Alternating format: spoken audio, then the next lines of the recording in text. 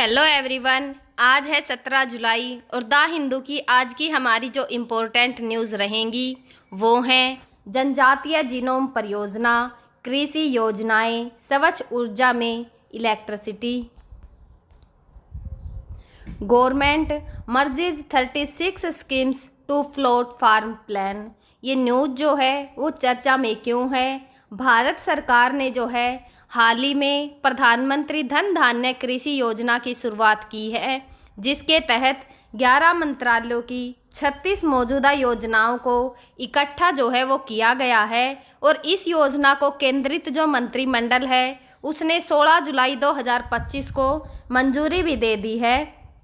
और अगर इसके मुख्य उद्देश्य देखें तो इसके मुख्य उद्देश्य जो हैं देश के 100 चयनित जिलों में कृषि उत्पादकता बढ़ाना, फसल विविधीकरण को प्रोत्साहन देना, टिकाऊ कृषि पद्धतियों को बढ़ावा देना और सिंचाई सुविधाओं में सुधार करना जो है वो शामिल है। और इसके लक्ष्य जो हैं यह योजना उन 100 जिलों को लक्षित करती है जो उत्पादकता, फसल संगणनता और जो ऋण उपलब्धता जैसे 3 प्रमुख कृषि मानक हैं उनमें अन्य जिलों से पीछे हैं। और अगर लाभार्थी देखें तो इसमें लगभग जो है 1.7 करोड़ किसानों को लाभ मिलने की उम्मीद जो है वो जताई जा रही है। और अगर बजट को देखें तो योजना का जो वार्षिक परिव्यय होगा वह 24,000 करोड़ रुपए है और इसे 6 साल की अवधि के लिए लागू किया जाएगा। अगर इनके उद्देश्य देखें तो जो फसलोत्तर भंडार क्षमता जो है उसको बढ़ाना और जो वैज्ञानिक और आधुनिक कृषि है उसको बढ़ावा देना, अल्पकालीन और जो दीर्घकालीन ऋण है उसकी जो उपलब्धता है उसको सुगम बनाना, किसानों की जो आय है उसको दोगुना करने के लिए और जो ग्रामीण अर्थव्यवस्था है उसको मजबूत करने में भी जो है यह योगदान देगा। अगर इन कृषि जो योजनाएं हैं जो कि लागू करने की बात जो है वो चल रही है उससे जो है क्या क्या लाभ प्राप्त होंगे किसानों को? उत्पादकता में वृद्धि होगी, जैसे कि जो 100 चयनित जिले हैं उनमें फसल की जो उत्पादकता है उसे बढ़ाने पर ध्यान दिया जाएगा जो कि कृषि के मानक हैं उनमें पिछड़े हुए हैं। और फसलों का विविधीकरण, किसानों को जो विभिन्न प्रकार की यानी अलग अलग प्रकार की जो फसलें होती हैं उनकी खेती के लिए प्रोत्साहन दिया जाएगा, जिससे जो जोखिम है वह कम होंगे और उनकी आय जो है उसमें बढ़ोतरी देखी जाएगी। अगर टिकाऊ कृषि देखें तो जो पर्यावरण अनुकूलन है और जो आधुनिक कृषि पद्धतियां हैं उनको भी इनके अंदर बढ़ावा दिया जाएगा, जैसे कि जैविक खेती और जल का संरक्षण जो है इसके अंदर शामिल हैं। सिंचाई सुविधाओं में सुधार, बेहतर सिंचाई व्यवस्था के माध्यम से पानी की जो उपलब्धता है उसको किसानों तक पहुंचाना और जो उपयोग दक्षता है उसमें वृद्धि करना इसके लक्ष्य होंगे। और जो फसलोत्तर भंडार यानी कि जो भंडारण की क्षमता है उसको बढ़ाने के लिए फसल नुकसान को कम करना और किसान जो हैं उनको और बेहतर मूल्य जो है इससे मिलेगा। और जो ऋण की सुविधा है जैसे कि जो अल्पकालीन और दीर्घकालीन ऋण आसान जो है उपलब्ध कराना, यानी कि छोटे समय के लिए या फिर जो लंबा समय है उसके लिए जो लोगों को पैसे दिए जाते हैं उसके लिए जो है कि उन्हें वह आसानी से प्राप्त हो जाएं, जिससे जो किसान है उनकी जो वित्तीय सहायता है उन्हें खेती के लिए वह मिल सके। किसानों की आय में वृद्धि, लगभग जो है 1.7 करोड़ किसानों की आय दोगुनी करने और जो ग्रामीण अर्थव्यवस्था है उसको मजबूत करने में योगदान। जो अगर वैश्विक दृष्टिकोण से देखें तो जो नवीन तकनीक है या फिर जो अनुसंधान का उपयोग जो है वो खेती को और अधिक प्रभावी बनाने के लिए किया जाएगा। और जो ग्रामीण विकास देखें तो कृषि आधारित रोजगार सृजन और ग्रामीण क्षेत्रों में आर्थिक विकास को बढ़ावा देना इसके अंदर शामिल होगा। और आज की हमारी जो दूसरी न्यूज़ है वह Gujarat launches India first tribe genome project to tackle inherited disease. जो ये न्यूज़ है वो चर्चा में क्यों है? गुजरात ने भारत की पहली जनजातीय जीनोम अनुक्रमण परियोजना जो है वो शुरू की है, जिसका उद्देश्य जो आदिवासी समुदाय हैं उनमें वंशानुगत बीमारियों की पहचान और उपचार में सुधार करना शामिल है। इस परियोजना का नाम जो है वो creation of defence genome database for tribal जो पॉपुलेशन है इन गुजरात, और जो ये गुजरात का बायोटेक्नोलॉजी रिसर्च सेंटर है उसके द्वारा इसे जो है वो चालित किया जा रहा है। यह परियोजना 2025 और 2026 का जो राज्य बजट है उसका हिस्सा है। और अगर इसके लक्ष्यों को देखें तो 17 जिलों के विभिन्न जो जनजातीय समुदाय हैं उनके 2000 व्यक्तियों के जीनोम का अनुक्रमण करके एक आनुवांशिक जो डेटाबेस है वह बनाया जाएगा। और अगर इसका फोकस जो है वो किस चीज़ पर होगा तो इसका फोकस जो है वो सिकल सेल एनीमिया, जो थैलेसीमिया है और जो कुछ वंशानुगत जैसे कैंसर जैसी बीमारियां हुई उनकी शुरुआती पहचान और जो कुछ लक्षण होंगे यानी कि जो लक्षित उपचार हैं उनको संदर्भित करेगा।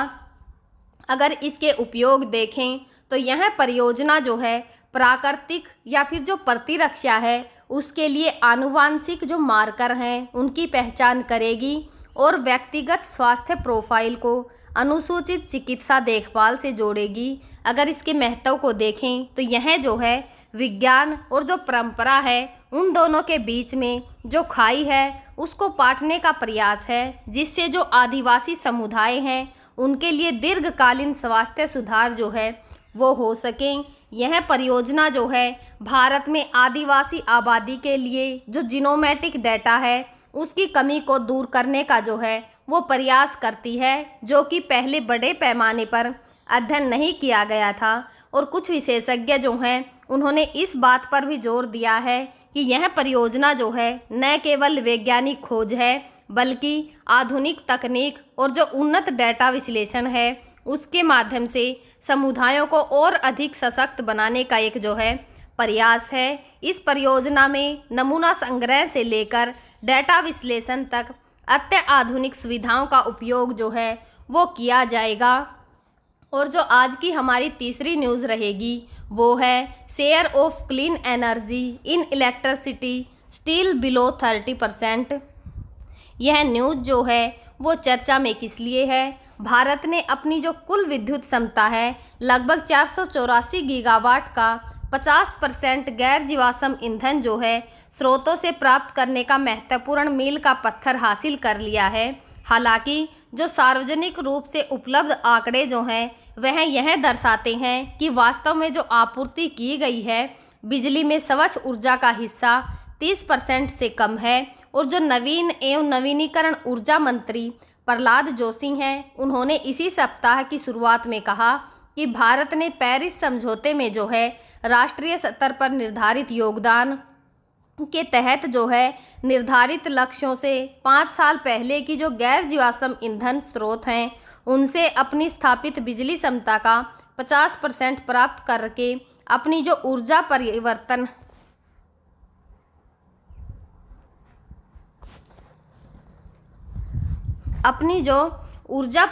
है उनमें जो है वो उन्हें 50% प्राप्त करके अपनी ऊर्जा परिवर्तन यात्रा में एक महत्वपूर्ण उपलब्धि हासिल की है।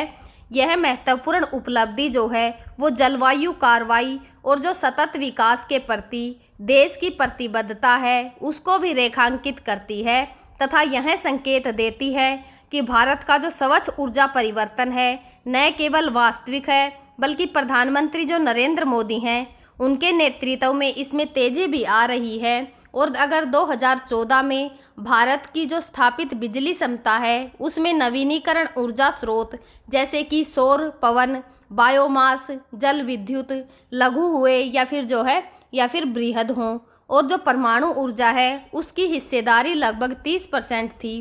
केंद्र सरकार के अनुसार 30 जून 2025 तक यह बढ़कर 50% हो जाएगी ताकि इन स्रोतों से जो उत्पन्न बिजली है उसके हिस्सेदारी 2014 से 15 से 17% जो है बढ़कर अपनी जो 2024 है उससे मई 2025 की जो अवधि है उसमें 28% हो सकती है।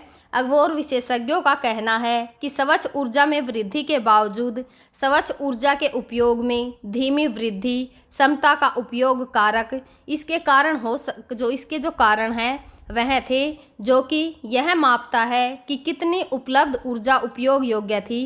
द एनर्जी रिसोर्सेज इंस्टीट्यूट जो हैं उसके फेलो अरुणेंद्र कुमार तिवारी ने कहा है कि जो सौर ऊर्जा है उसका CUF लगभग 20% और पवन ऊर्जा का लगभग 25 से 30% है, जबकि कोयले का जो है 60% और परमाणु ऊर्जा का 80% है।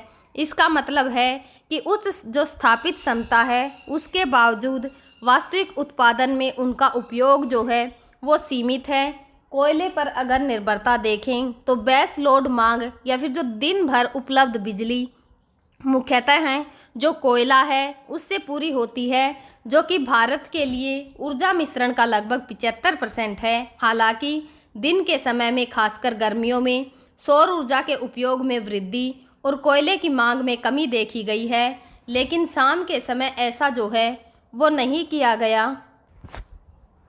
और अगर कोयले पर निर्भरता देखें तो बेस लोड मांग या फिर जो दिन भर उपलब्ध बिजली है उसमें मुख्यतः कोयले की जो पूर्ति है वह होती है, जो भारत के लिए ऊर्जा का मिश्रण जो है लगभग 75% है।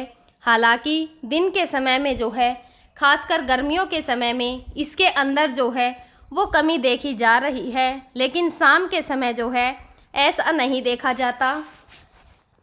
सौर ऊर्जा का जो उपयोग है उसमें सुधार के लिए हमें ग्रिड में लचीलेपन और जो बेहतर बैटरी भंडार है उसकी आवश्यकता है।